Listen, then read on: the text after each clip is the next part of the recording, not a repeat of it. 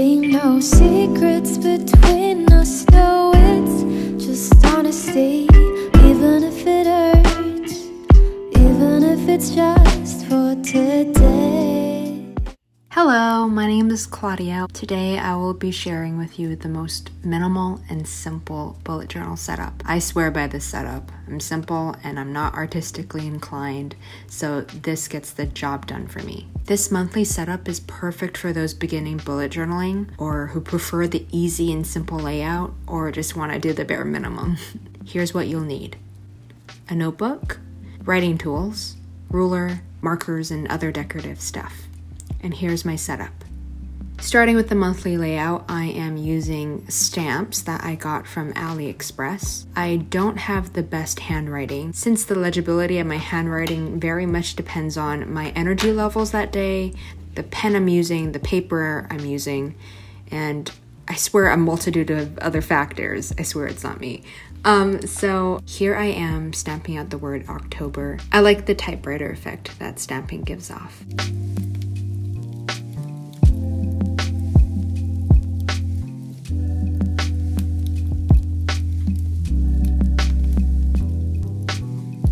Here I am using the Zebra mild liner double-ended markers. Since I'm not the most artsy person out there, but I still want to add a little bit of color to my spreads, I just choose one color to be the thematic color for the month. For October, I chose orange because of, I guess, pumpkins. There wasn't much of another reason for me to choose that color. Like I said, I do the bare minimum in these spreads because I like to keep it simple because I want the pages to breathe. I don't want it to be too cluttered.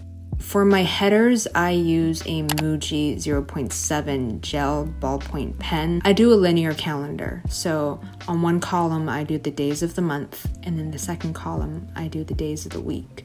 I like linear calendars because I really don't like counting and drawing grids, and also because I think I view. A tip for anybody who wants to make sure that their linear calendar is not too cluttered: for me, I only write things down if it's already set in stone or if it's already happened. That way, when I look back on my months, I can immediately see what has happened and what's been done. So the only habit I really track is my intermittent fasting. For one column on my calendar, I just write out the amount of hours I fasted that day. At the bottom corner of the page, I have a little section called stats. That's where I track my health stats from the start of the month to the end of the month. On the next page, I have goals, a future log, a tarot card of the month, and a section for me to review the month. I like this look because everything is spread out in quadrants. When I fill out my bullet journal, I will use a 0.38 Muji ballpoint pen. It's thinner than the 0.7, so it makes my notes stand out.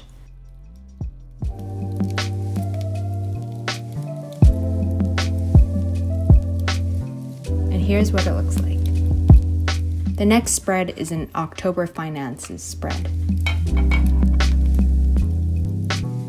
So on the left-hand side, I do an October budget spread, and on the right-hand side, I do an October expenses spread.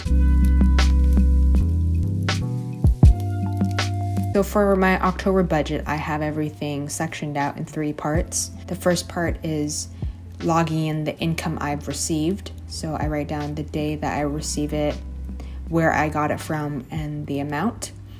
The second section is bills to pay, so I write out the bills that need to be paid. Then the next part is savings. I have a lot of savings accounts, and that is because I find it easier for me to save money when I know what I'm saving for.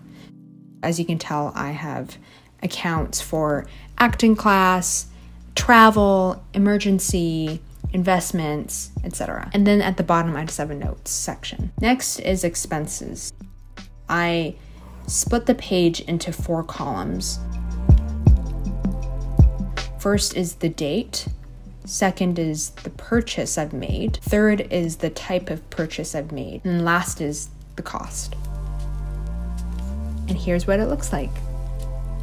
Next is my moon cycle spreads. Like I said, I do tarot card readings, so I usually do these readings at the start of the month, every full moon, every new moon, and whenever I need some guidance. For October, there are 2 full moons and a new moon, and here I am just making a little section for me to write.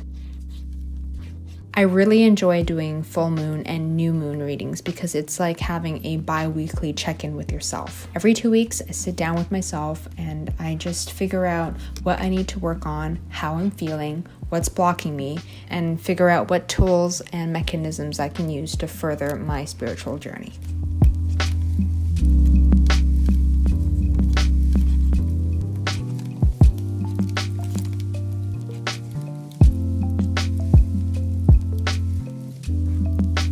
Here's what it looks like. Last but not least, daily logging. So I don't do weekly logs because I find that really clutters my page, and I currently am not in school or I don't have a really set regimented schedule, so I don't need to look at my life in a weekly spread. For the header, I use a marker just to signify that this is the header, and then I write out the day of the week and then the date. And every morning I will write out in sentence form 3 things I am grateful for. And these 3 things must have occurred within the past 24 hours. That way I can keep my gratitude list fresh, because if I didn't put a restriction on myself, I would probably say things that are always occurring in my life, like having a roof over my head or having clothes to wear. And after that, I just write out my to-do list.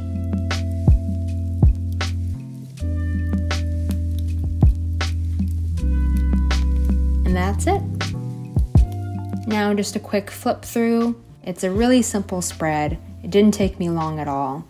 The point of my bullet journal is not to have an artistic outlet necessarily. It's just a place for me to brain dump, jot down anything that's in my mind that needs to get out, schedule, plan, organize, insert synonym relating to organizing. So yeah. Please give this video a thumbs up. Let me know in the comments below what spreads you use, what tools you use. I would so love to hear, because everybody has a different bullet journaling method, and I'm always fascinated to see what works for some people and what works for others.